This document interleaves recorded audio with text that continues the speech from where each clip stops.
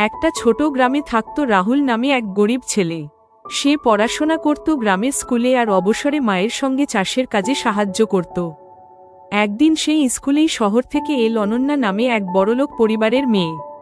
প্রথমে তাদের দুইজনের মধ্যে কথাবার্তা হতো না, কিন্তু ধীরে ধীরে অনন্যা রাহুলের সরলতা, পরিশ্রম আর ভদ্র আচরণে মুগ্ধ হয়ে গেল। রাহুলও অনন্যার মনের সৌন্দর্যে হার মানল। তারা একে অপরের প্রতি ভালোবাসা অনুভব করতে লাগল।